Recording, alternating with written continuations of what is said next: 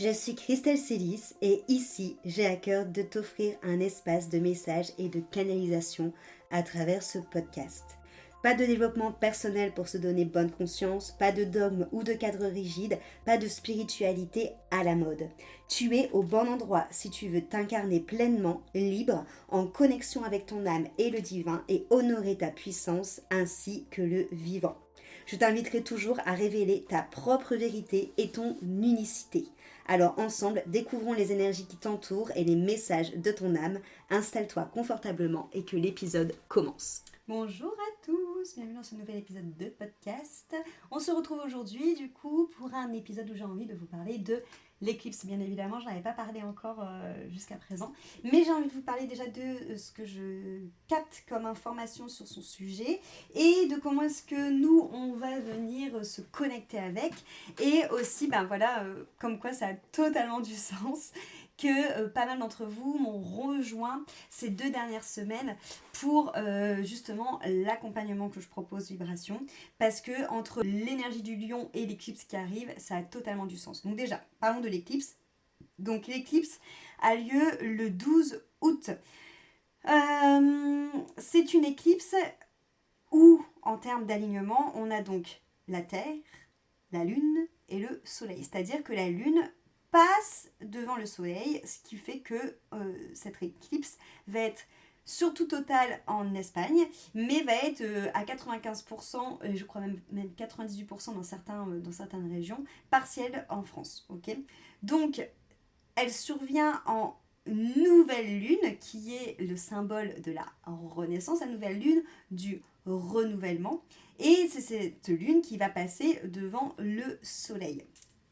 C'est hyper intéressant parce que pour moi, une éclipse dans ce cas-là nous invite clairement à avoir un autre regard, de poser une autre conscience sur ce qui se joue, de venir contempler les choses d'une autre manière, intérieurement, et d'éclairer le monde et ce que l'on voit par l'esprit plutôt que par l'ego. La lune étant reliée également à l'esprit. Ok ? Donc, c'est hyper intéressant parce que c'est une invitation à avoir un regard intérieur sur soi-même et sur ce qui se joue. C'est une invitation à rappeler que il y a la lumière sur Terre et que cette lumière qui va être voilée par la lune, de ce que je vois, ça représente du coup comme un contour ensoleillé, donc il y a vraiment la lune qui passe devant le soleil, ça représente comme un contour ensoleillé, comme une couronne. C'est une manière de rendre cette couronne visible, ok ? Donc cette couronne, c'est la partie du soleil qui va être visible grâce à la lune qui passe devant. Pour moi, c'est vraiment cette notion d'observer aussi le soleil d'une autre manière. Et de l'observer par rapport à ce qui se joue à l'intérieur de nous, c'est-à-dire pour moi, cette éclipse, c'est une invitation à contacter votre soleil intérieur, à contacter ce noyau central lumineux que vous avez à l'intérieur de vous. Et on sait aussi d'ailleurs que Dieu est représenté par aussi un soleil, et comme je vous l'ai déjà dit dans plusieurs vidéos comme image, et que c'est comme si que nous sommes un rayon de ce soleil, ou que ce soleil passe à travers la trappe soleil, et que nous sommes l'une des réflexions de ce soleil, donc une réflexion holofractographique de Dieu et du divin qui est à l'intérieur de nous. Okay ? Pour moi, cette éclipse, elle nous invite réellement à remettre en conscience cette couronne de lumière que nous avons à l'intérieur de nous qui se manifeste dans le monde et de vraiment venir se détacher du soleil extérieur, donc vraiment avec cette lune qui passe devant, donc comme si qu'on voilait la lumière extérieure, donc comme si qu'on voilait finalement tout ce qui allait attirer votre attention, tout ce qui allait vous dissiper, toutes les stimuli extérieurs, qu'on voilait tout ça pour vraiment vous permettre de revenir à l'intérieur. Le fait de avoir cette lune, donc l'esprit qui passe devant le soleil, c'est comme si qu'on remettait au premier plan votre intériorité. C'est comme si qu'on remettait au premier plan ce message qui va dire tu arrêtes tu arrêtes maintenant. Tu arrêtes de focaliser ta vie vers ce que tu penses être des soleils, donc c'est-à-dire vers ce qui va te brûler intérieurement, vers ce qui va te cramer, vers ce qui va attirer ton attention, auquel tu vas vouloir répondre. Donc, si j'arrête les métaphores, en gros, pour moi, cette éclipse, elle nous apprend à nous dire, ok, tu arrêtes de mettre toute ton énergie uniquement dans les résultats, la production, le faire, le fait de courir systématiquement vers quelque chose, le fait d'avoir cette croyance qu'il faut que ce soit dur pour gagner sa vie, qu'il faut qu'on soit dans cette notion de la vie on est là pour en chier, c'est un combat. Arrêtez de courir par rapport à tout ça, arrêtez de courir après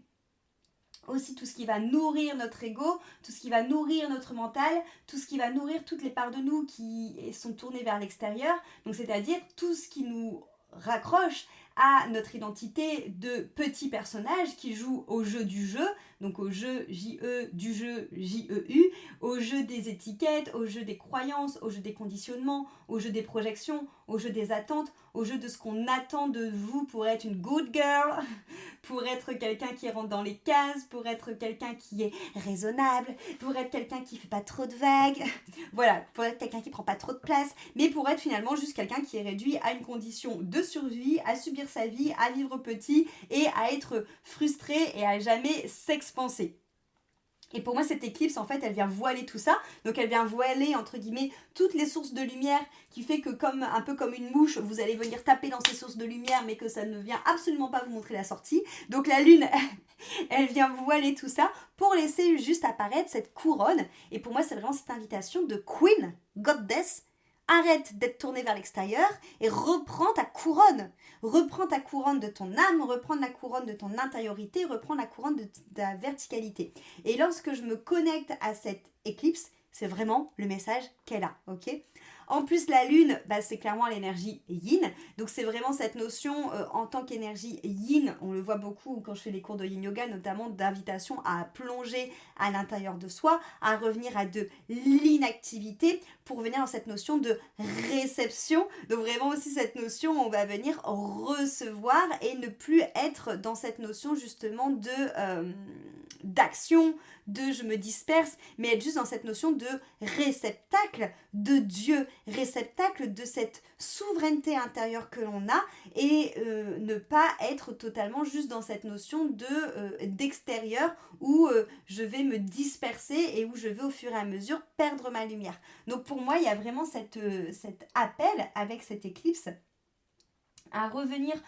aux fondamentaux, au Graal, on va dire, qui nous est amené à récupérer, si j'entends le message du divin, le message de Dieu, c'est-à-dire à récupérer cette souveraineté. En araménien, on parle de Kérota. Et pour moi, Kérota, c'est vraiment ce que va venir nous apprendre cette éclipse. Kérota qui signifie le contenant, le Graal que l'on est. Cette souveraineté, cette liberté qui est le contenant d'un contenu éternel qui représente à la fois le corps et l'âme qui viennent s'unifier et qui est une invitation à se relier à cette souveraineté que l'on a divine à l'intérieur de nous et à cette liberté que l'on a, car nous sommes libres, mais véritablement la liberté que l'on ressent, c'est cette liberté en étant reconnecté à notre âme, en étant reconnecté au divin et en étant reconnecté à cette vie qui va pleinement être habité et pleinement incarné. En plus, cette éclipse, elle a lieu sous le signe du lion. Le lion qui est associé également à la souveraineté, à la royauté et qui nous invite justement à apprivoiser ces énergies, on va dire, animales, primitives, intérieures, à venir apprivoiser cette version petite, cette version médiocre, cette version minimisée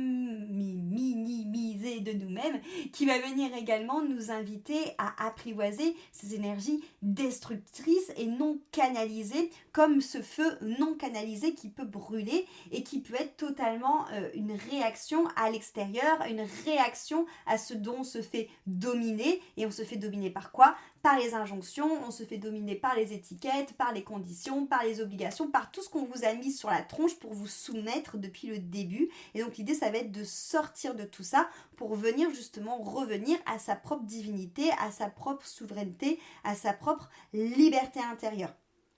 Donc c'est vraiment comprendre l'enseignement de cette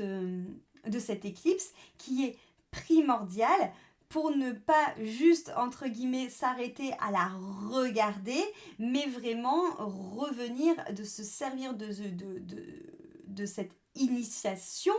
qui nous est offerte par le ciel pour revenir à une contemplation, mais pas une simple contemplation, mais contempler le fait de ressentir ce Graal, ce Kérota intérieur, cette divinité, cette souveraineté, cette liberté qu'on a à l'intérieur de nous, en redevenant nous-mêmes notre propre flamme dans notre verticalité, en alignant le céleste, le divin et le terrestre à l'intérieur de nous, en manifestant notre âme sur terre, en venant pleinement habiter et pleinement investir notre vie et ne plus être dans l'analyse mentale de surface, ne plus être dans la réaction égotique, ne plus être emprunt à ces feux destructeurs, arrêter d'être stimulé par l'extérieur pour en revenir à soi, pour contempler le ciel et ressentir à l'intérieur de soi cette couronne qui va se refléter dans le ciel que l'on a à l'intérieur de nous. Pour moi, il y a vraiment du coup cette symbolique-là et cet enseignement-là qu'il faut vraiment prendre en conscience au niveau du coup de l'éclipse. D'ailleurs, à l'époque, les éclipses n'étaient absolument pas observées parce qu'on n'avait pas les lunettes, tout simplement. Donc, c'était vraiment des moments où on nous invitait à rentrer dans les temples, notamment. C'est un enseignement qu'on retrouve beaucoup en astrologie Jyotish, donc en astrologie védique, où les éclipses, ce sont des moments d'introspection où on va passer toute la journée à méditer, à prier. Donc voilà, pour moi, ça rejoint énormément. Donc je ne vous dis pas de ne pas regarder l'éclipse, mais en tout cas de la regarder avec toute cette conscience d'invitation, de revenir vraiment à votre propre lumière. Voilà, on va dire c'est comme ça. Pour moi, l'éclipse, c'est vraiment cette invitation de vous montrer que il y a ce passage de l'obscurité, mais pour revenir à soi. Et pour moi, il y a encore une fois, et c'est pour ça que pour moi, il n'y a absolument pas d'hasard sur le fait que vous êtes plusieurs à avoir pris Vibration la semaine dernière et cette semaine,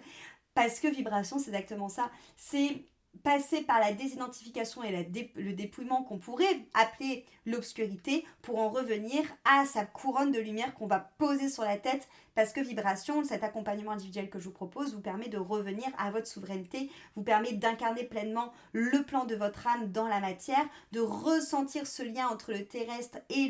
le céleste, pour permettre justement d'être dans cette qualité d'antenne, dans cette verticalité qui fait que, au-delà du fait d'être dans cette vie pleinement habitée, dans cette vie où votre âme exalte, jouit de la vie parce qu'elle met vraiment en matière ce pourquoi elle est venue sur Terre, c'est aussi Vibration, une invitation à vraiment investir sa vie depuis cette liberté, depuis cette grandeur d'âme et de vivre depuis cette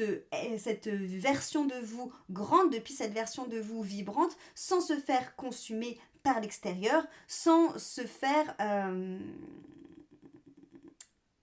perdre, stimuler par des stimuli extérieurs qui souvent vous font perdre votre stabilité et votre verticalité. Vibration, lorsqu'on travaille ensemble, c'est vraiment devenir cette montagne, comme j'aime le dire, donc stable sur terre, qui est ancrée, qui vit sa vie. On n'est pas pour autant totalement perché et déconnecté de la matière. Non, on reste sur terre, on reste bien ancré dans notre vie, mais on ne subit plus la vie, on ne fuit plus la vie. On n'est plus dans une vie en version démo, comme j'aime le dire. On n'est plus dans une vie restreinte, mais on est dans une vie qui est pétillante, qui est vibrante, car on l'incarne pleinement depuis cette couronne de lumière. Et clairement, l'éclipse pour moi vous montre ça. C'est vraiment pour moi une invitation initiatique de cet été qui vous invite à passer de la posture de je subis ma vie, je suis spectateur de ma vie, je suis prisonnier des versions petites de moi qui jouent au jeu, des étiquettes, des attentes et tout les trains. Grâce à cette éclipse, je comprends que je dois faire un retournement pour passer à faire ce shift, ce saut vers mon âme, ce saut de foi pour me venir totalement me dépouiller, me désidentifier de ce que je pense être moi, qui n'est pas moi, qui est juste la résultante de toutes les projections de cette illusion qu'on met sur moi, pour retrouver cette conscience solaire, cette véritable vibration de mon être incarné et qui va me permettre de venir pleinement habiter ma souveraineté, ma liberté, ma stabilité émotionnelle, ma verticalité qui relie Dieu et la terre à l'intérieur de moi, car je suis à la fois porteur de cette lumière divine et à la fois en tant qu'être qui découle des rayons du soleil, en tant qu'être qui découle de cette vision holofractale de Dieu, je suis aussi distributeur de cette lumière divine grâce à mon âme. Et c'est en ça où ma vie change totalement, et c'est en ça où je change de réalité, ou c'est en ça où je change de paradigme. Comme le dit Lucie, qui est une personne que j'ai accompagnée dans Vibration, je ne subis plus la vie, je demeure en la vie, je demeure en Dieu. Et c'est exactement ce shift-là qu'on fait ensemble dans Vibration. Et pour moi, c'est pas pour rien que vous êtes plusieurs à me rejoindre là pour ce programme, pour cet accompagnement. Cette éclipse qui a lieu là le 12, on est clairement, encore une fois, vers même l'extérieur qui vous pousse au cul, si je peux me permettre, pour que vous passiez enfin ce shift et pour que vous arrêtiez d'écouter toutes les excuses que vous donne votre mental, votre système nerveux, toutes ces choses-là qui vous font penser depuis un espace où vous êtes encore petit et où vous êtes encore restreint par des choses extérieures. Donc voilà, je ne vais pas revenir là-dessus, mais j'ai fait énormément d'épisodes de podcast sur cette partie-là la semaine dernière. Donc tu peux aller écouter justement toutes les parts de toi qui parfois prennent les rênes et te trouvent des excuses pour t'empêcher d'évoluer. Mais si tu sens justement que ça y est, tu es au-delà de tout ça et que tu es capable de te dire ok, je fais ce saut vers moi, je fais ce saut pour enfin honorer véritablement ma vie et jouir de cette vie et ne plus la subir et ne plus être restreint, je t'invite à prendre un appel offert avec moi de 20 minutes pour qu'on puisse justement en parler ensemble, pour voir ce qui fait qu'aujourd'hui tu passes le cap de vraiment vouloir vivre depuis cet espace de grandeur de qui tu es et voir si tu en es bien rendu là. Voilà, donc tu retrouves toutes les infos pour prendre rendez-vous avec moi en description de ce podcast et on se dit à très vite au téléphone. Cet épisode t'a plu, pense à lui laisser une jolie note sur ta plateforme d'écoute de ton choix et aussi de le partager aux personnes à qui il pourrait être utile.